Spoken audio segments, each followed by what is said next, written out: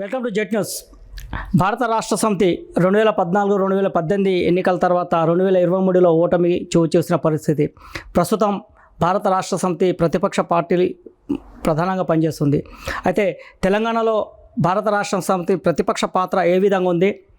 మరి అధికార కాంగ్రెస్ పార్టీకి సమానంగా పోరాటం చేస్తుందా, లేక స్థానిక సంస్థ ఎన్నికల్లో భారత రాష్ట్ర సమితి పరిస్థితి ఏంటి? వచ్చే ఎన్నికల్లో భారత రాష్ట్ర సమితి ఎలా ముందుకెళ్తుంది?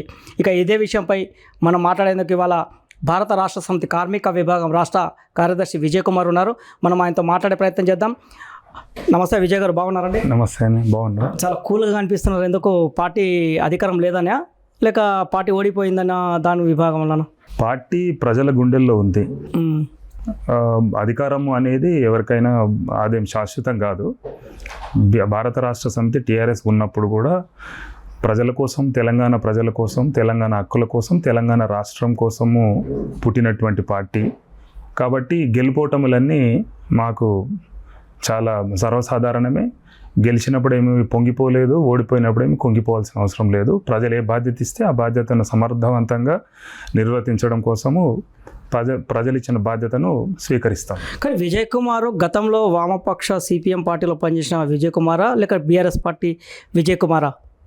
ఉద్యమ అంటే ప్రజా సమస్యల పోరాటంలో ఎప్పుడైనా నా జర్నీ అంతా కూడా నేను విద్యార్థి దశ నుంచి, విద్యార్థి రాజకీయాల నుంచే నేను రాజకీయాల్లోకి రావడం జరిగింది. భారత విద్యార్థి ఫెడరేషన్ నుంచి. ఆ తర్వాత చాలా కాలం ఉద్యమాలలో సిపిఎం పార్టీ తాండూరు సెక్రటరీగా, చాలా కాలం జిల్లా కమిటీ సభ్యునిగా, సిపిఎంలో వివిధ అన్ని ప్రజా సంఘాలలో వివిధ బాధ్యతలలో పార్టీ బాధ్యత ఇస్తే ఆ బాధ్యతలలో పనిచేసినటువంటి వ్యక్తిగా ఉన్న. ఆ ఉద్యమ స్ఫూర్తితోనే తెలంగాణ ఉద్యమంలోకి రావడం జరిగింది 2011లో కేసీఆర్ గారి సమక్షంలో. ప్రజా ఉద్యమాల స్ఫూర్తితోనే తెలంగాణ ఉద్యమం, ఈ గడ్డ, ఈ ప్రాంతం, మన రాష్ట్రం మనకు కావాలి, ఇక్కడ ఏండ్ల తరబడి అన్యాయం జరుగుతున్న ఈ అన్యాయానికి రాష్ట్ర ఏర్పాటే ఒక విముక్తి అని చెప్పేసి భావించి ఆనాడు కేసీఆర్ గారి సమక్షంలో పెద్ద ఎత్తున సిపిఎం నుంచి జాయిన్ కావడం జరిగింది. మలిదశ ఉద్యమం కంటే ముందు సిపిఎం పార్టీలో చాలా కీలకంగా ఒక పోరాట పటిమను కలిగిన మీరు ఎందుకు వామపక్ష భావజాలను వదిలేసి ప్రజా సమస్యలపై బీఆర్ఎస్ని ఎంచుకున్నారా, లేక రాజకీయంగా ఎదగడానికి బీఆర్ఎస్ని ఎంచుకున్నారు? ఓన్లీ తెలంగాణ రాష్ట్ర ఏర్పాటునే ఆ రోజు ఎజెండాగా తీసుకోవడం జరిగింది. అక్కడ రాజకీయంగా ఎదగాలను, ప్రజా సమస్యలు వదిలేయాలను ఏమాత్రం ఆలోచన లేదు. ప్రజా సమస్యలు తెలంగాణ ప్రజల కోసం ఇప్పుడైతే పోరాడుతున్నాం, ఆ రోజు ఉన్న ఆలోచన తెలంగాణ ప్రజల కోసమే పోరాడుతున్నాం, తెలంగాణ ప్రజా సమస్యల పట్లనే పోరాడుతున్నాం. ఇక్కడున్న అణగారిన వర్గాల ప్రజల యొక్క ఆశయాలను, వాళ్ళ ఆకాంక్షలను, వాళ్ళ అవసరాలకు అద్దం పట్టుగానే మనం పోరాడుతున్నాం. కాబట్టి తెలంగాణ రాష్ట్ర ఏర్పాటు అయితే, ఈ రాష్ట్రం స్వరాష్ట్రం అయితే తప్పకుండా ఇంకా గొప్పగా నా తెలంగాణ ప్రజలకు, నేను పనిచేస్తున్నటువంటి ఈ ప్రజలకు ఇంకా మంచి ఫలితాలు అందుతాయి అనేటటువంటి ఒక సదుద్దేశంతోనే ఆనాడు ఆ నిర్ణయం తీసుకోవడం జరిగింది. కానీ ఎక్కడ కూడా రాజకీయంగా ఎదగాలనో, ఏదో అవకాశాలు వస్తాయనో, అందలం ఎక్కాలనో ఏనాడు లేదు, ఈనాడు లేదు, ఏనాడు లేదు. అది ఎప్పుడు ఉండండి. ఎప్పుడైనా ప్రజలే చరిత్ర నిర్మాతలు, ప్రజలే గొప్పగా ఉండాలి. ఆ గొప్ప జీవితం ప్రజలందరూ ప్రభుత్వాల నుంచి గొప్ప హక్కులు సాధించుకొని ప్రజలు బతకాలనేటటువంటి ఒక ఆశయంతో ఉన్నటువంటి వ్యక్తిగా ఎప్పుడైనా ప్రజలే గొప్పగా ఉండాలని కోరుకునే వ్యక్తిని. కానీ ఒక మారుమూల పల్లె నుంచి ఈరోజు రాష్ట్ర స్థాయి రాజకీయాలలో ఒక ముద్ర వేసుకున్న విజయ్ కుమార్ రాణించడానికి అటు వామపక్ష పార్టీలో కావచ్చు, ఇటు బీఆర్ఎస్లో కావచ్చు, రాజకీయంగా అంటే ఇంకా ఎవరు ఉన్నారు ప్రోత్సహించే వాళ్ళు, లేక స్వతహాగా ఎదిగారా? రాజకీయాలకు రావడానికి ఆ రోజు ఉద్యమానికి ఆకర్షితునైన విద్యార్థి ఉద్యమాలకైనా, వామపక్ష ఉద్యమాలకైనా ప్రజలలో ఏదో చేయాలి, ఏదో వెలితి ఉంది. అది నేను కూడా ఒక వ్యక్తిగా నేను ఈ ప్రజలలో పనిచేయాలి, ప్రజల కోసం పనిచేయాలి, ఈ సమాజం మార్పు కోసం పనిచేయాలి, నా వంతుగానేటటువంటి ఒక దృఢ నిశ్చయంతోనే నేను రాజకీయాల్లోకి వచ్చిన తప్ప నాకెవరు పెద్దగా స్ఫూర్తి అంతకుముందు అయితే లేదు. నేను పలానా రాజకీయ నాయకుని లెక్క కావాలి, పలానా రాజకీయ నాయకుడు నాకు ఆదర్శం అంటూ ఏమి లేదు. ప్రజల కోసం పనిచేసే క్రమంలో చాలామంది ఆదర్శవంతమైనటువంటి నాయకులు చాలా గొప్పగా ప్రజల కోసం ఇల్లు వాకిలు వదిలేసి పనిచేసినటువంటి చాలామంది గొప్ప నాయకులు వాళ్ళందరూ ఎప్పుడైనా ఆదర్శంగానే ఉంటారు. అది నేను రాజకీయాల్లోకి వచ్చిన తర్వాత, ఉద్యమాల్లోకి వచ్చిన తర్వాత, తెలుసుకున్న తర్వాత నాకు చాలామంది మీద అట్లా వాళ్ళు ప్రేరణ కలిగినరు తప్ప నేను ఫస్ట్ మొదటగా ఒక ప్రేరణ పలానా వ్యక్తి పలానా రాజకీయ నాయకుని ప్రేరణ తీసుకొని రాజకీయాలకు రావాలనేటటువంటి అదైతే ఆ రోజైతే ఏం లేదు. నేను నార్మల్గానే అందరి విద్యార్థుల లెక్కనే చదువుకుంటూ ఉన్న సందర్భంగానే నేను రాజకీయాల్లోకి విద్యార్థి రాజకీయాల్లోకి ఆకర్షితుడనై వచ్చిన. అట్లనే మొత్తం పూర్తికాలం కార్యకర్తగా, పూర్తికాలం ప్రజల కోసం పనిచేయాలనేటటువంటి ఒక నిర్ణయంతో బయటకు వచ్చినటువంటి వ్యక్తిగా నేను ఉన్నా తప్ప నాకెవరు గొప్పగా ఆ రోజు ఎవరైతే అనిపించలేదు. ఈరోజు చాలామంది స్ఫూర్తిగా నిలిచినటువంటి చాలామంది రాజకీయవేత్తలు, నేతలు నా మదిలో ఉన్నారు. కానీ విజయ్ కుమార్కి ధైర్యం ఎక్కువ. సిపిఎం పార్టీలో ఉన్నప్పుడు ఏకంగా ప్రజా సమస్యలపై అధికారులు కావచ్చు, ప్రజాప్రతినిధులు ఏకంగా పోరాడారు. బీఆర్ఎస్లో కూడా అదే స్థాయిలో పోరాడారు. ఎందుకు ఆ ధైర్యం ఏంది అసలు? అంటే ధైర్యం అంటే ఏంది? ఎందుకు అట్లా అగ్రెసివ్గా పోరాడతారు? విజయ్ అనేది ధైర్యం అని కాదన్నా, కాకపోతే ఇష్యూ బేస్డ్గానే నా స్పందన. ఆ ఇష్యూ ఎంత తీవ్రత ఉన్నది, దాన్ని నేను ఎంత తీవ్రంగా నేను తీసుకుంటున్నా, నా ఆ ప్రజల ఇష్యూ బేస్డ్గానే నా యొక్క స్పందన ఉంటుంది. ఆ స్పందనను పట్టి నేను తెగించి కొట్లాడాలి అనేటటువంటి నిర్ణయానికి వచ్చేస్తా. ఎందుకంటే దాంట్లో ఒక్కటే నిస్వార్థమైనటువంటి స్పందన ఎప్పుడు ధైర్యాన్ని చూపిస్తుంది అనేది నేను నమ్ముతా.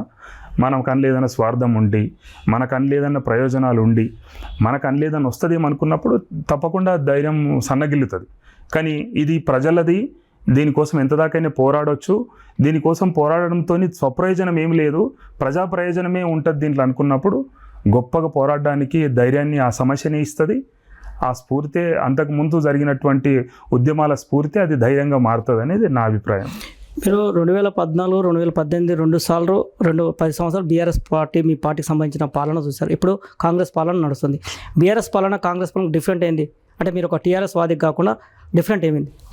బీఆర్ఎస్ పాలన ఏ మాట కామాట ఈరోజు ప్రజలందరూ చర్చించుకుంటున్న విషయమే. బీఆర్ఎస్ పాలన రాష్ట్ర ఖజానాని, రాష్ట్ర ప్రజల యొక్క ఖజానా, ప్రజల యొక్క ఆదాయాన్ని పెంచడంతో పాటు రాష్ట్రం దగ్గర పోగుపడ్డ ప్రతి రూపాయిని బీఆర్ఎస్ పార్టీ చాలా గొప్పగా ప్రతి ఇంటికి పంచగలిగింది. అది నగదు రూపేణ కావచ్చు, ప్రభుత్వ పథకాల రూపంలో కావచ్చు, అనేక రకాలుగా. కానీ ఆల్ ఆఫ్ సడన్ మనం 10 years కేసీఆర్ పాలన చూసిన తర్వాత ఈ 2 ఏళ్ల కాంగ్రెస్ ప్రభుత్వాన్ని చూస్తుంటే ప్రజలు ఆర్ధనాదాలు పెడుతున్నట్టే ఉంది. అంటే నిజంగా పరిపాలన ఇంత గందరగోళంగా ఉంటుందని మాత్రం ఏ ప్రజలు కూడా ఊహించకపోవచ్చు. చాలా గందరగోళం. కేసీఆర్ గారు అయితే ఆ రోజు ఊహించండు, కాంగ్రెస్కి ఓటేస్తే మీరు గోసపడతారని చెప్పేసి ప్రజలకు పిలుపునిచ్చిండు. 1.8% ఓటర్స్ బీఆర్ఎస్కి ఓట్లు లేకపోవడము, వెరసి గవర్నమెంట్ పోవడము, కాంగ్రెస్ రావడము, చాలా ఇబ్బందులలో అయితే ఈరోజు ప్రజలు ఉన్నారు. అది ప్రభుత్వ పథకాల కొనసాగింపులోనే తొలి అడిగే అక్కడ ఫెయిల్యూర్గా కాంగ్రెస్ది పడ్డది అనేది నా అభిప్రాయం. మీరంటూ కాంగ్రెస్ ఫెయిల్యూర్ అని కాంగ్రెస్ నాయకులు చెప్తున్నారు. 6 గ్యారంటీలు స్పష్టంగా అమలవుతున్నాయి, ఇచ్చిన హామీలు నెరవేరుస్తున్నాం. గతంలో బీఆర్ఎస్ అవినీతికి కూరుకుపోయింది, కానీ మేము స్వచ్ఛంగా ప్రజలకు సంక్షేమ పథకాలు అందిస్తామని ఒకవైపు కాంగ్రెస్ ప్రభుత్వం చెప్తుంది. వచ్చి 2 ఏళ్ళు అయింది. రేవంత్ రెడ్డి గారు సీఎం అయిన తర్వాత కాంగ్రెస్ ప్రభుత్వం వచ్చి 2 ఏళ్ళు అయింది. ఏ ఒక్క అవినీతిని కూడా ఇప్పటిదాకా నిరూపించలేకపోయింది. కమిషన్లు వేస్తున్నారు, లేకపోతే ప్రతి దాని మీద ఒక కమిషన్ అని ఇట్లా కాలయాపన చేస్తున్నారు తప్ప మరి ఒక్క అవినీతి జరిగిందని ఒక్క నిరూపణ కూడా జరగలేదు. రెండో విషయము, ఈరోజు కాంగ్రెసు ఎట్లాంటి పరిపాలన చేస్తుంది అనేది ప్రజలందరూ ఈరోజు మీరు ఏ ప్రజలను అడిగినా వాళ్ళు చెప్తారు. 6 హామీలలో 6 గ్యారంటీలలో 420 హామీలు ఉన్నాయి. 420 హామీలలో వాళ్ళ హామీలు ఎక్కడ పోయినాయి? వాళ్ళ యొక్క గ్యారంటీ ఎక్కడ పోయింది? ఈరోజు ఉచిత బస్సు వాళ్ళు పేరుకు చెప్పుకున్నా ఉచిత బస్సుతోని ప్రభుత్వానికి సరే మహిళలకు ఉచిత బస్సు ఇవ్వడము అందరు సంతోషించదగ్గ విషయమే. కానీ ఏం సౌకర్యాలు కల్పించారు? ఆర్టీసీ కార్మికులకు ఎంప్లాయీస్కి ఏం సౌకర్యాలు కల్పించారు? ఈరోజు ప్రజలకు ఏం సౌకర్యాలు కల్పించారు? ఏ బస్ స్టేషన్ని ఏ డిపోను వాళ్ళు అభివృద్ధి చేసిండ్రు? ఎక్కడ కనీస అవసరాలు వాళ్ళు సమకూర్చిండ్రు? ఎన్ని ప్రజలకు మహిళలకు అవసరం ఉన్నటువంటి ఎన్ని బస్సులు వాళ్ళు కొత్త బస్సులను వేయగలిగినరు? అంటే పథకాన్ని ఏదో మొక్కుబడిగా అమలు చేస్తున్నాము, మేము చెప్పినాం కాబట్టి పలానా అమలు చేసినామని డైరెక్ట్గా నేరుగా ప్రభుత్వం మీద ఇబ్బంది పడద్దు. దానికి ఆర్టీసీ ఆటోనమస్ బాడీ కాబట్టి కొంతకాలం తర్వాత మనం దానికి పే చేయొచ్చు, చెల్లించవచ్చు, కాబట్టి తాత్కాలికంగా ఇమీడియట్గా మా మీద ఎఫెక్ట్ పడదనేటటువంటి ఒక ఉద్దేశంతోనే ఇట్లాంటి పథకాలను వాళ్ళు అమల్లోకి తీసుకొచ్చారు. ఇందిరమ్మ ఇల్లు తీసుకోండి, ఎన్ని రిక్వైర్మెంట్ ఉన్నాయి, ఎన్ని ఇచ్చిండ్రు? అట్లా ఏ ఒక్క 6 గ్యారంటీలలో వాళ్ళు ఉచిత విద్యుత్తు 200 యూనిట్లు దాటితే ఈరోజు బిల్లు వస్తుందండి. బిల్లు ఎంత వస్తుంది? 200 యూనిట్ల లోపల ఎంతమంది వాడుకుంటున్నారు, 200 యూనిట్ల కన్నా మించి ఎంతమంది వాడుకుంటారు, ఎంతమంది ఎంత రెవెన్యూ ఉంది, ఎలక్ట్రిసిటీ డిపార్ట్మెంట్ రెవెన్యూ తీసుకుంటే మనకు అర్థమవుతుంది ఎంత బిల్స్ వస్తున్నాయి ఏంటనేది. అట్లా మీరు ఏది తీసుకున్నా ఈరోజు ఒక ప్రతిపక్ష పార్టీ నాయకునిగా, రాజకీయ నాయకునిగా దాన్ని వ్యతిరేకించడము, దాన్ని మాట్లాడడము ఇదొక్కటే కాదు. ప్రజలు ఇక్కడ ప్రజల సెంట్రిక్గా, ప్రజలే కేంద్రంగా పరిపాలన అనేది జరగాలి. ఆ పరిపాలన ప్రజల కేంద్రంగా జరిగితే ప్రజలెందుకు ఈరోజు అసంతృప్తిగా ఉంటారు?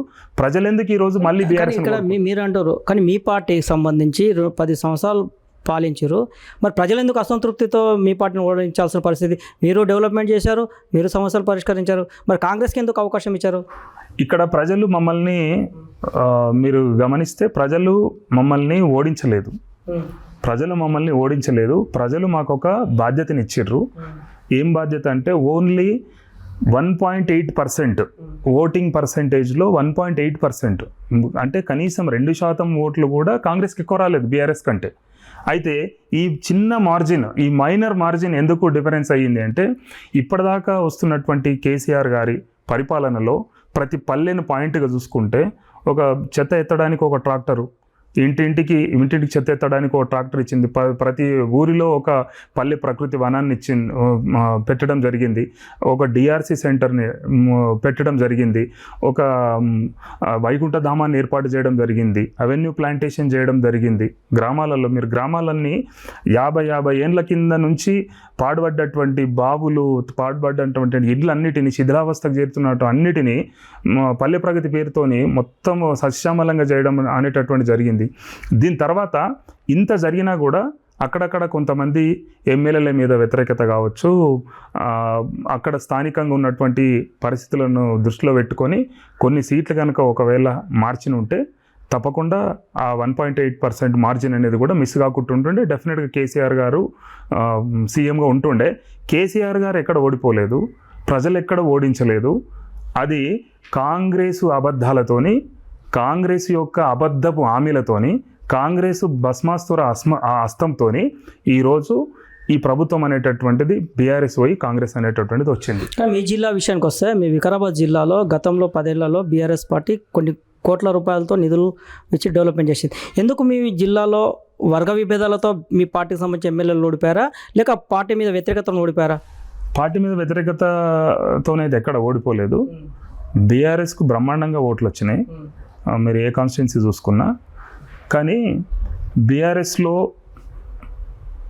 కొన్ని శక్తులు ఆ రోజు ఉండడంతో, వాళ్ళకు కొంత అసంతృప్తి ఉండడంతో, వాళ్ళ కొంత వెన్నుపోటుతోని ఈరోజు బీఆర్ఎస్ పార్టీ ఓటమి పాలైంది అనేది వికారాబాద్ జిల్లా వరకు వెన్నుపోటే ప్రధానమైనటువంటి కారణం. కానీ ఈరోజు వికారాబాద్ జిల్లాలో బలంగా ఉన్న బీఆర్ఎస్ పార్టీ ఎమ్మెల్యేలు లేకపోయినా పార్టీ క్యాడర్ బలంగా ఉంది, కానీ నాయకుడు కరెక్ట్ లేరు అనేది ఒక విమర్శ ఉంది. నిజం అదేం లేదండి.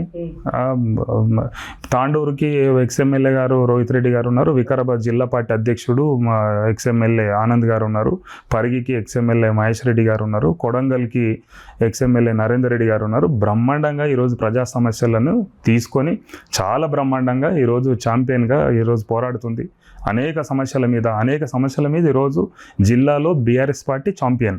ప్రజా సమస్య పైన బీఆర్ఎస్ నాయకులు ప్రత్యక్షంగా పోరాటం అనేది పెద్దగా కనిపించలేదు, ఒక బలంగా వినిపిస్తుంది. ఏ సమస్య మీద ప్రతి సమస్య మీద చాలా సమస్యల మీద మేము పోరాడుతూనే ఉన్నాం. ప్రజా సమస్యలతో పాటు పార్టీ ఇచ్చిన ప్రతి పిలుపులో భాగంగా ఈరోజు పోరాడుతున్నాం. అందుకే ఈరోజు బీఆర్ఎస్ కాంగ్రెస్ నుంచి బీజేపీ నుంచి బీఆర్ఎస్లోకి వలసలు ఉన్నాయి. ఈరోజు కాంగ్రెస్ బీజేపీ నుంచి బీఆర్ఎస్లోకి వలసలు అంటే బ్రహ్మాండంగా పనిచేసినందుకే ఈరోజు వలసలు ఉన్నాయి. మేము చాలా సమస్యల మీద పోరాడుతున్నాం. జిల్లాలో అనేక సమస్యల మీద ప్రభుత్వ పథకాలు అమలు విషయంలో 6 గ్యారంటీల అమలుతో పాటు ప్రభుత్వం ఇచ్చిన హామీలతో పాటు కాంగ్రెస్ ఇచ్చినటువంటి 420 హామీలు 6 గ్యారంటీల అమలుతో పాటు స్థానిక అనేక సమస్యల మీద మేము బీఆర్ఎస్ పోరాడుతూనే ఉంది. మీ జిల్లాకు సంబంధించి ప్రాతినిధ్యం వహిస్తున్న కొడంగల్ ఎమ్మెల్యే ప్రస్తుతం సీఎం రేవంత్ రెడ్డి, ఆయన కాన్స్టిట్యున్సీకి వందలాది కోట్ల నిధులు చేరుతున్నాయి. మరి మిగతా ప్రాంతాలకు రావడం లేదు, ఎందుకు బీఆర్ఎస్ నాయకులు మౌనంగా ఉన్నారు? వాటిపై ఎందుకు పోరాటం చేయలేదు? ఎక్కడ మౌనంగా లేమండి, మేము ఆల్రెడీ పోరాడుతూనే ఉన్నాం.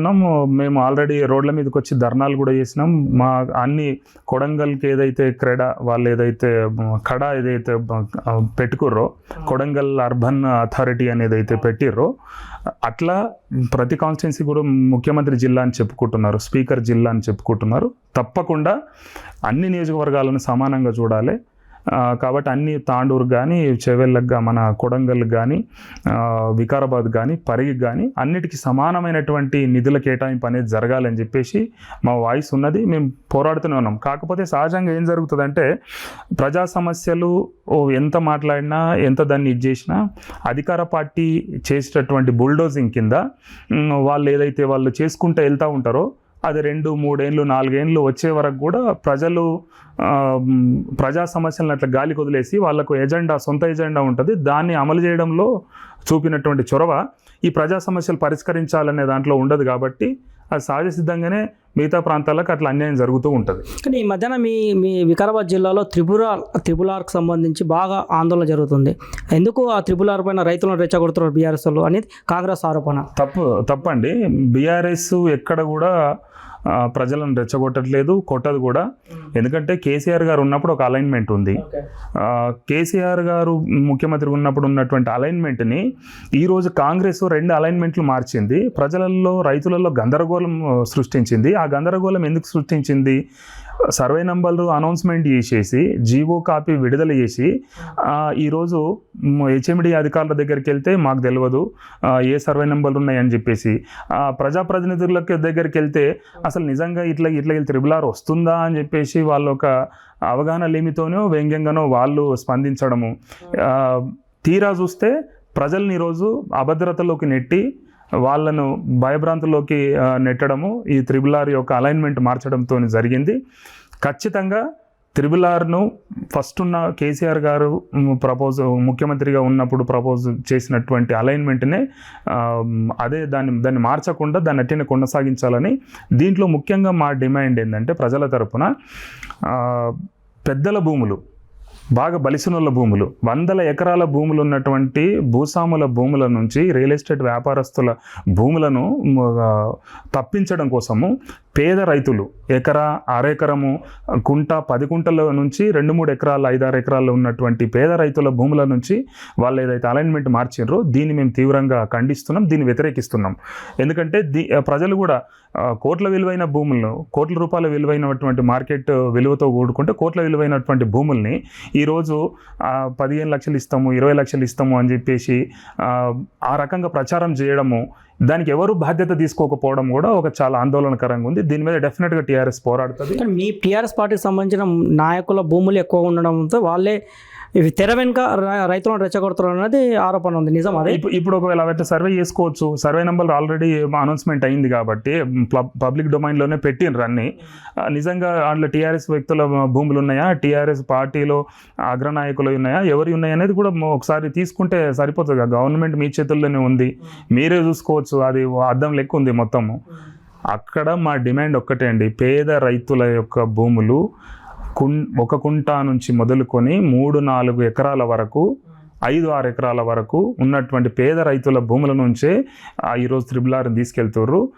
ప్రజలు కూడా చాలా తేల్చి చెప్పేశారు, మా గుండెల మీదకి వెళ్ళి త్రిబుల్ ఆర్ తీసుకెళ్ళాలి, మా శవాల మీదకి వెళ్ళి త్రిబుల్ ఆర్ వేయాలి, అంతే తప్ప మాకు న్యాయం జరగకుండా మాకు అన్యాయం చేసి మమ్మల్ని బుల్డోజ్ చేసి అక్రమంగా మా భూములు గుంజుకుంటామంటే మా ప్రాణాలు పోయినా మేము వదలమని చెప్పారు. బీఆర్ఎస్ ప్రజల కోసం పుట్టింది, తెలంగాణ ప్రజల ఆకాంక్షల కోసం పుట్టింది. తప్పకుండా ప్రజల ఆకాంక్షలకు అనుగుణంగా మా ఉద్యమ నిర్మాణాలనే ఉంటాయి. ఒక విషయం ఇంకా ఈ తాండూరు రాజకీయంలో కొంత విషయం మీరు మాట్లాడితే, చాలా మీరు గతంలో సిపిఎం పార్టీలు ఉన్నప్పుడు తాండూరులో ఉన్నారు, మొన్న 2023 ఎలక్షన్ దాకా కూడా తాండూరులో ఉన్నారు. మీ తాండూరు రాజకీయం అంటే పూర్తి అవగాహన ఉంది. మీకు రోహిత్ రెడ్డి గారికి ఉన్న సంబంధం ఏంది అసలు? రోహిత్ రెడ్డి గారు 2013 జూన్ 7కి బీఆర్ఎస్లో జాయిన్ అయ్యారు. అప్పటిదాకా వాళ్ళు 2009లో ప్రజారాజ్యం నుంచి ఆయన వచ్చి నామినేషన్ వేయడము, మళ్ళీ వేరే పార్టీలలో ఆయనకు టికెట్ ఇవ్వకపోతే ఆయన సైలెంట్ అయిపోయింది. నామినేషన్ కూడా విత్డ్రా చేసుకోకుండా ఆయన వెనుదిరిగి వెళ్ళి మళ్ళీ తెలంగాణ రాకముందే తెలంగాణ రావాలి, తెలంగాణ కావాలి, స్వరాష్ట్రం ఏర్పడాలనే ఒక ఆశయంతో ఆయన కూడా బీఆర్ఎస్ పార్టీలో కేసీఆర్ గారి సమక్షంలో చేవెళ్లలో ఆయన జాయిన్ కావడం జరిగింది 2013లో. ఆ రోజు నేను టీఆర్ఎస్ పార్టీకి జిల్లా ఉపాధ్యక్షునిగా ఉన్న ఉమ్మడి రంగారెడ్డి జిల్లాకి ఆయన ఆ రోజు పార్టీకి రావడం, అంతకుముందే బీఆర్ఎస్లో ఉన్నటువంటి కొంతమంది నాయకులము, తర్వాత అక్కడ జిల్లా తాండూరులో ఉన్నటువంటి వాళ్ళందరం సాధారణంగా ఆహ్వానించి ఆయనతో కలిసి పనిచేయడంతోనే రాజకీయంగా ఆ రోజు పెనవేసుకున్న బంధం మమ్మల్ని ఈరోజు ఈనాటి దాకా కొనసాగిస్తూనే ఉంది. ఆ రకంగా ఆయనతో పాటు ట్రావెల్ అవుతూనే ఉన్నాం రాజకీయాలలో. కానీ విజయ్ గారు ఒక విషయం క్లియర్గా చెప్పండి, 2018లో తాండూరులో ఎన్నికలు అంటే 2018లో తెలంగాణ వ్యాప్తంగా జరిగినాయి. వికారాబాద్ జిల్లాలో బీఆర్ఎస్ గాలి వీస్తే తాండూరులో మాత్రం కాంగ్రెస్ గాలి వీసింది. రోహిత్ రెడ్డి అంటే మీరు చాలా దగ్గరగా రోహిత్ రెడ్డితో కలిసి ఉన్నారు ఇప్పటికీ, ఏం జరిగింది అసలు 2018లో రోహిత్ రెడ్డి విజయం వెనుక ఏం జరిగింది అసలు? రోహిత్ రెడ్డి విజయం వెనుక మహేందర్ రెడ్డి గారి ఫెయిల్యూర్సే మెయిన్. దాంట్లో పార్టీగా ఆ రోజు బలమైనటువంటి బీఆర్ఎస్గా రాష్ట్రంలో ఉన్న రోహిత్ రెడ్డి గారు స్థానికుడు, యువకుడు, చదువుకున్నటువంటి వ్యక్తి.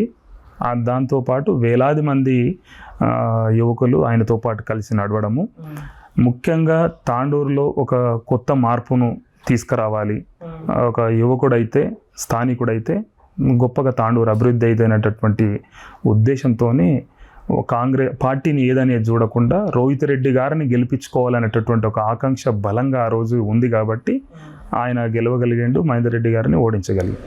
ఒక బలంగా పునాది వేసుకున్న రోహిత్ రెడ్డి ఎందుకు 2023లో తక్కువ ఓట్లతో ఓడిపోవాల్సిన పరిస్థితి ఎందుకు వచ్చింది? చాలా 100 కోట్లతో నిధులు డెవలప్ చేశారు, చాలా బ్రహ్మాండంగా ఒక యువకులను రాజకీయంగా ప్రోత్సహించారు.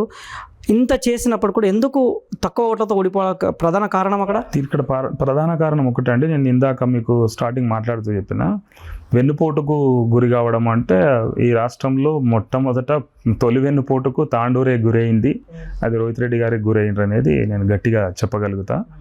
ఎందుకంటే రోహిత్ రెడ్డి గారి శక్తి మేరకు 3 ఏళ్ళు కరోనా వచ్చిన, ఆయన కాంగ్రెస్ పార్టీ నుంచి గెలిచిన, మళ్ళీ ఆయన టీఆర్ఎస్లోకి రావడము, 3 ఏళ్ళు కరోనా వచ్చిన, చాలా దుర్భరమైనటువంటి పరిస్థితిలో దేశ ఆర్థిక పరిస్థితి ఉన్న ఆ పరిస్థితుల్లో కూడా కేసీఆర్ గారు గొప్పగానే తన శక్తి మేరకు ఈ రాష్ట్రంలో పనిచేయడము, అంత కరోనా భారీ నిధుల నుంచి అట్లాంటి నిధుల కొరత నుంచి తేరుకొని మళ్ళీ వెంటనే రాష్ట్రాన్ని పురోభివృద్ధి వైపు తీసుకెళ్లడం, ఇవన్నిటిలో భాగంగా రోహిత్ రెడ్డి గారు కేసీఆర్ గారితో కలిసి పనిచేయడము, ఆ స్థాయిలో ఆయనకు వాళ్ళు కూడా ప్రియారిటీ ఇవ్వడము, నిధులు పెద్ద ఎత్తున నిధులు కేటాయించడము, ఇవన్నీ కూడా ఆయన శక్తి మేరకు చాలా గొప్పగానే పనిచేసాడు. అవకాశము 2 ఏళ్ళే పనిచేయడానికి అవకాశం వచ్చింది ఎమ్మెల్యేగా. 3 ఏళ్ళ కాలం అంతా గెలిచిన ఫస్ట్ 1 ఇయర్ మొత్తము ఎన్నికలతోని, స్థానిక బాడీ సొసైటీ ఎన్నికలు, మున్సిపల్ ఎన్నికలు, ఇవన్నిటితోని 1 ఇయర్ గడిచిపోయింది. తర్వాత 2 ఏళ్ళు కరోనాతోని తలడిల్లిపోయినాం. ఇక మిగిలిందల్లా ఆయనకు 2 ఏళ్ళ సమయము. ఆ 2 ఏళ్ళ సమయంలో చాలా గొప్పగా పనిచేసాడు, శక్తికి మించి నిధులు దాన్ని తీసుకురాగలిగాడు.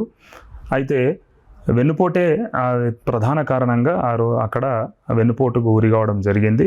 ముఖ్యంగా కాంగ్రెస్ అబద్ధపు హామీలు కూడా అది ఓవర్లాప్ చేయగలిగినాయి. ఆ పక్కన కర్ణాటక ఉండడము, అక్కడ కాంగ్రెస్ విన్ కావడము, ఇక్కడనే ముఖ్యమంత్రి క్యాండిడేట్గా రేవంత్ రెడ్డి గారు ఉండడము, చుట్టుముట్టు ఎటు చూసినా కాంగ్రెస్ గెలుస్తుంది అనేటటువంటి ఒక హైప్ తీసుకురావడంతో ఈ 2-3 రోజులు బాగా తీవ్రమైనటువంటి ఘర్షణలో చాలా తాత్కాలికమైనటువంటి ఓట్లతోని రోహిత్ రెడ్డి గారు ఓటమి పాలు కావడం జరిగింది దురదృష్టవశాత్తు. ఏదేమైనా ప్రజలు ఎక్కడైనా ఒక బాధ్యతని ఇచ్చిరని మేము కూడా ఫీల్ అవుతున్నాం. స్టార్టింగ్ ఓడిపోయినప్పుడు చాలా ఒక 6 months నుంచి 1 year బాగా అప్సెట్లో ఉన్నాము. అరే మనం ఎంత చేసినా ఎంత ఎఫర్ట్స్ పెట్టినా ఓటమి పాలైనం అనేటటువంటిది ఉండే. కానీ వెంటనే తేరుకొని ప్రజలు ఏ బాధ్యత ఇస్తే ఆ బాధ్యతను నిర్వర్తించాలన్నటువంటి ఉద్దేశంతో మేము మళ్ళీ రెట్టింపైన ఉత్సాహంతో ప్రజల్లోకి వచ్చేసినాం. ప్రజా ఉద్యమాలలో మేము పార్టిసిపేట్ చేస్తున్నాం, ప్రజల తరపున ఉండి పోరాడుతున్నాం. విజయ్ కుమార్ ఇప్పుడు వచ్చే లోకల్ బాడీ ఎన్నికల్లో సొంత మండలం నవాబ్పేట నుంచి ప్రాతినిధ్యం వహించడానికి సిద్ధం ఉన్నారా, లేక తాండూరు ప్రాంతాన్ని ఎంచుకుంటారా? నేను మొన్నటి వరకు ఎంపీటీసీగా మాదిరెడ్డిపల్లి ఎంపీటీసీగా, నవాబ్పేట మండల్ మాదిరెడ్డిపల్లి ఎంపీటీసీగా 5 ఏళ్ల పాటు ప్రజలు ఆశీర్వదిస్తే, అవకాశం ఇస్తే 5 ఏళ్ల పాటు పనిచేయడానికి వాళ్లకు ఉన్నటువంటి చాలా తక్కువ అధికారంతో 5 ఏళ్ల పాటు పనిచేయడానికి అవకాశం ఇచ్చారు. సర్పంచ్ ఎంపీటీసీ వైపు ఆల్రెడీ అంటే మళ్ళీ ఒక గ్రౌండ్ లెవెల్కి వెళ్ళి కాకుండా ఇంకా మండల స్థాయి నుంచి ఆ పై స్థాయి ఏమైనా బాధ్యతలు మా పార్టీ కనుక ఆదేశిస్తే, అనుమతిస్తే, అవకాశం ఇస్తే తప్పకుండా వాటిని నిర్వర్తించడం కోసము నేను సిద్ధంగా ఉన్నానని చెప్పేసి పార్టీకి కూడా చెప్పడం జరిగింది. దానిలో భాగంగా తప్పకుండా నవాబ్పేట నుంచే బాధ్యత ప్రాతినిధ్యం ఉండాలని చెప్పేసి మా జిల్లాలో విద్యార్థి ఉద్యమం నుంచి జిల్లా కేంద్రం నుంచి స్టార్ట్ అయిన ప్రయాణము తాండూరులో వామపక్ష పార్టీతోని స్టార్ట్ అయినటువంటి ప్రస్థానము ఈరోజు ప్రజాప్రతినిధిగా సొంత మండలము, సొంత ఊరు మాదిరెడ్డిపల్లికి వెళ్ళి ప్రారంభమైంది. ఇక్కడ నుంచే ప్రారంభమవుతుంది అనేది. మీ సొంత మండలంలో అంటే మీ కాన్స్టిట్యున్సీ చేవెళ్ళ కావచ్చు, చేవెళ్ళ నుంచి ఎమ్మెల్యేగా ఉన్న యాదయ్య పార్టీ మారడం జరిగింది. పూర్తిగా మండలానికి సంబంధించిన పూర్తి బాధ్యతలను భుజాన వేసుకొని విజయ్ కుమార్ ముందుకెళ్తున్నారు. పార్టీ ప్రోత్సాహం ఉందా? డెఫినెట్గా ఉంది. సబితారెడ్డి గారు, జిల్లా పార్టీ అధ్యక్షులు ఆనంద్ గారు, అదేవిధంగా యువ నాయకుడు కార్తిక్ రెడ్డి గారు, జిల్లా ఎక్స్ఎమ్మెల్యేలు రోహిత్ రెడ్డి గారు, మహేష్ రెడ్డి గారు, ఆనంద్ నరేందర్ రెడ్డి గారు, వీళ్ళందరూ కూడా పెద్ద ఎత్తున ప్రోత్సాహం. మా మండలంలో కూడా చాలా బలమైనటువంటి బీఆర్ఎస్ పార్టీ, బలమైనటువంటి బీఆర్ఎస్ను ఈరోజు మా మీద విశ్వాసంతో మండలంలో పనిచేస్తున్నటువంటి ఈ పట్టుదలను చూసి చాలామంది గతంలో బీఆర్ఎస్లో పనిచేసిన వాళ్ళు కావచ్చు, కాంగ్రెస్లో పనిచేసిన మాజీ సర్పంచులు కావచ్చు, మాజీ ఎంపీటీసీలు కావచ్చు, ఇప్పుడు మళ్ళీ ఈ మధ్యకాలంలో దాదాపు ఒక 10-15 మంది మళ్ళీ రీజాయిన్ బీఆర్ఎస్ కావడం జరిగింది. అది మా పనితీరుకు అదే నిదర్శనము, అదే కొలమానంగా, అదే గీట్రాయిగా నేను భావిస్తున్నా. గొప్పగా పనిచేసినందుకే వాళ్ళందరూ కూడా మాతో పాటు కలిసి పనిచేయాలని చెప్పేసి భావించి మాతో పాటు కలిసి వస్తారు వాళ్ళు. ఇంకో విషయం, విజయ్ కుమార్ గారు నెక్స్ట్ చట్టసభలో వెళ్ళేందుకు గ్రౌండ్ వర్క్ చేస్తున్నారన్న నిజం అంది. రాజకీయ నాయకుడు తప్పకుండా ఎక్కడో ప్రజలకు ప్రతినిధిగా, ప్రజలకు సంబంధించిన వాయిస్ రైజ్ చేసేటటువంటి ఒక నాయకుడిగా ఉండాలని తప్పకుండా ప్రతి రాజకీయ నాయకుడు రాజకీయాలకు రావడంతో అది కోరుకుంటారు. డెఫినెట్గా పార్టీ అవకాశం ఇస్తే, ఆదేశిస్తే, అట్లాంటి అవకాశం వస్తే తప్పకుండా పార్టీ ఆదేశాల మేరకు ఏ కార్యకర్తగా ఈరోజు ఉన్నాం, ఏ బాధ్యతలలో పనిచేయమన్నా ఆ బాధ్యతల్లో పనిచేయడానికి తప్పకుండా సంసిద్ధతను వ్యక్తం చేస్తాం. చివరగా చెప్పండి, బీఆర్ఎస్ పార్టీ కార్యకర్తలకు కావచ్చు, వచ్చే లోకల్ బాడీ ఎన్నికలకు సంబంధించి మీ జిల్లా ప్రజలకు ఏం సూచనలు చేయదలుచుకున్నారు? జిల్లా బీఆర్ఎస్ నాయకులకు అందరికీ ఒకటే విజ్ఞప్తి, మన పార్టీ ఈరోజు బలంగా ఉంది. ప్రజలు ఈరోజు చాలా ఆందోళనలు ఉన్నారు, ప్రజా సమస్యలతోని తల్లడిల్లుతున్నారు. ప్రభుత్వం ఇచ్చిన హామీలను ఏది నిలబెట్టుకోవట్లేదు. రోజుకు కాంగ్రెస్ డౌన్ఫాల్ అవుతూ ఉంది. తప్పకుండా మనం ఈరోజు ప్రజల పక్షాన ఉండి పోరాడాలి, ప్రజల గొంతుకై మనం వినిపించాలి, ప్రజాక్షేత్రంలో కాంగ్రెస్ను ఓడించాలి. తప్పకుండా లోకల్ బాడీ ఎన్నికలు కానీ ఏ ఎన్నికలు వచ్చినా బీఆర్ఎస్ పార్టీదే విజయం అన్నట్టుగా మనం పోరాడి మళ్ళీ కేసీఆర్ గారిని అధికారంలోకి తెచ్చుకునేంత వరకు విశ్రమించకుండా ప్రజా సమస్యలే మనకు ఎజెండాగా పోరాడాలని చెప్పేసి పిలుపునిస్తున్నాం. ప్రధానంగా ఇప్పుడు బీసీ రిజర్వేషన్ ఇష్యూ బాగా జరుగుతుంది. మన హైకోర్టు స్టే ఇచ్చింది, సుప్రీంకోర్టు కూడా కొట్టేసింది. ఇప్పుడు ప్రభుత్వానికి గత్యంతరం లేక గత రిజర్వేషన్కి సంబంధించి ఉన్నాయి. ఒకవేళ గత రిజర్వేషన్ అంటే పాత రిజర్వేషన్ ప్రకారం ఎన్నికలకు వెళ్తే బీఆర్ఎస్ పార్టీగా ఒక బీసీ నాయకునిగా మీ పోరాటం ఎట్లా ఉండబోతుంది?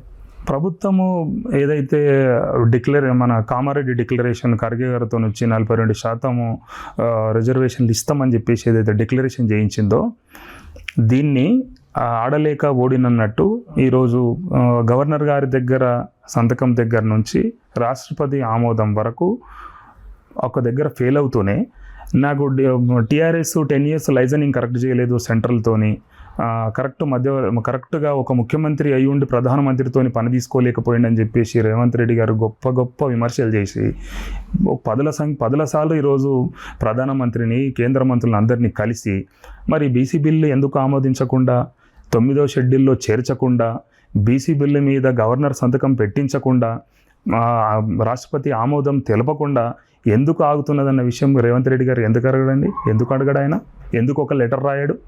ఎందుకు బీసీలకు 42% ఈరోజు మేమేదో అసెంబ్లీ తీర్మానం చేసినాము, దాన్ని చెల్లని ఒక జీవో ఇచ్చేసినాము, ఇక తాంబూలాలు ఇచ్చినాం తన్నుకు సాగుండి అని చెప్పేసి ఈరోజు బీసీలను చిన్న చూపు చూసేటువంటి కార్యక్రమం రేవంత్ రెడ్డి గారు చేస్తున్నారు. అదేవిధంగా ఈరోజు చేయగలిగే శక్తి ఉండి చేయగలిగినటువంటి స్థానంలో ఉండి అధికారంలో ఉన్నటువంటి బీజేపీ కూడా బీసీలతోనే ఈరోజు రిజర్వేషన్ల విషయంలో చెలగాటం ఆడుతుంది. తప్పకుండా ఈరోజు రేవంత్ రెడ్డి గారిని ఏమైనా తిడితే బీజేపీ నాయకులు వకాలా దూచుకొని మాట్లాడుతున్నారు రాష్ట్రంలో. ఈరోజు కాంగ్రెస్ను మాట్లాడితే రేవంత్ రెడ్డి గారిని తిట్టినా బీజేపీ రెస్పాండ్ అవుతుంది. ఈరోజు బీజేపీని విమర్శించినా ఇంకో రకంగా కవరప్ చేస్తున్నారు రేవంత్ రెడ్డి గారు. ఈ 2 పార్టీలను తప్పకుండా ప్రజాక్షేత్రంలో చీల్చి చెండాడతాము. వాళ్ళ వెన్నుల్లో వణుకు కొట్టేటట్టు వాళ్ళ గుండెల్లో తప్పకుండా తెలంగాణ ప్రజల యొక్క ఆకాంక్షలో బీసీల యొక్క ఆకాంక్ష అయినటువంటి 42% రిజర్వేషన్ సాధించిన దాకా తప్పకుండా బీసీల పక్షాన నుండి మేము పోరాడతాము. ఈరోజు తెలంగాణలో 55% బీసీలు ఉన్నారు. 42% వాళ్ళు ఏదో చెప్పారు, అయినా 42% అయినా సరే అమలు చేయాలని చెప్పేసి ఏదైతే ఉన్నదో అది తప్పకుండా అది 56%కి వెళ్ళాలి. అది కూడా ఒక డిమాండ్ ఉంది. తప్పకుండా 42% కాంగ్రెస్ ఇచ్చినటువంటి హామీను నెరవేర్చే వరకు, కాంగ్రెస్ మెడలు వంచేంత వరకు మా పోరాటం అయితే ఉంటుంది. విజయ్ కుమార్కు ఎందుకు ఆ గంభీర స్వరం పోరాట పుట్టుకతో వచ్చిందా, లేక విద్యార్థి దశలో వామపక్ష భావజాలమా? ఎందుకు ఆ స్వరం అనేది అట్లా పోరాటానికి అందుకు ఆ స్వరాన్ని తీసుకొస్తారు? గంభీరంగా వ్యవహరిస్తారు ఎందుకు? లేదు, గంభీరంగా వ్యవహరించాలి బై నేచర్. అది నేనేం చేస్తాను, ఇదేం యాక్టింగ్ కాదు. ఇష్యూ పైన తీసుకుంటే ఖచ్చితంగా ఆ వాయిస్లో అదే గంభీరం ఉంటుంది. ప్రజాక్షేత్రంలో అంటే ఏంది, ఏదన్నా ట్రైనింగా అది ఏంది? అసలు గతంలో మేము సిపిఎంలో ఉన్నప్పుడు అదే చూసాము, ఎస్ఎఫ్ఐలో చూసాము, ఇప్పుడు బీఆర్ఎస్లో చూస్తున్నాం. ఏంది అసలు దానికి ఏమైనా మతలబా? ఏం మతలబ్ ఏం లేదు. ఆ సమస్య తీవ్రతను బట్టి నేను అట్లా స్పందిస్తాను అంతే. ఆ సమస్య తీవ్రతను బట్టి అది నా మీద పనిచేసే ఆ సమస్య తీవ్రత నా మైండ్ మీద పనిచేసే దాన్ని బట్టి నా రియాక్షన్ ఉంటుంది అంతే తప్ప దానికి ఏం స్పెషల్ ట్రైనింగ్ అయితే ఏం లేదు. కానీ ఇంకొక విషయము, ఇవన్నీ గతంలో సిపిఎంలో ఉన్నప్పుడు గొడవలు, కేసులు, మళ్ళీ ఇప్పుడు పోరాటాలు కొంత అనిపించదా? ఎందుకు ఇవన్నీ నాకు మంచి ఏదో ఇంకా వ్యాపారం చేసుకుంటే బెటర్ ఉంటుంది, ఇవన్నీ పెట్టుకోవడం అవసరమా అని ఏమైనా అలా అనిపించిందా? ఎప్పుడు అనిపించలేదు అట్లా. ఇంకా గొప్పగా ప్రజల కోసం ఏం చేయాలి, ఏ విధంగా పోరాడాలి, ప్రజా సమస్యలు లేనటువంటి సమాజాన్ని ఊహించుకొని అట్లా ఉండాలి, ప్రజలందరూ సంతోషంగా ఉండాలనేటటువంటి ఒక మంచి సమాజం ఉండాలని భావించి రాజకీయాల్లోకి వచ్చినటువంటి వ్యక్తిగా ఇంకా ఎప్పుడైనా ప్రజా సమస్యలు ఎక్కడున్నా అది ఏ వర్గం సమస్యలైనా, ఏ కులం సమస్యలైనా, ఎవరి సమస్యలైనా, అణగారిన వర్గాల ప్రజల సమస్యలు ఎక్కడున్నా, అది కార్మికుల సమస్యలైనా, విద్యార్థుల సమస్యలైనా, రైతుల సమస్యలైనా, వాళ్ళ తరపున మన గొంతు ఉండాలి. మనం ఇంకా గొప్పగా వాళ్ళ కోసం ఏమైనా చేయగలుగుతామా, మనకు చేతనైనంత, మన కెపాసిటీ ఉన్నంత, మన ఈ సమాజంలో మన ప్రభావం ఎంత, మనం ఎంత చేయగలుగుతామో అంత మనం చేయలేకపోతున్నాం కదా అనేటటువంటి బాధ, వెలితి మాత్రం ఎప్పటికీ మిగిలిపోతుంటుంది.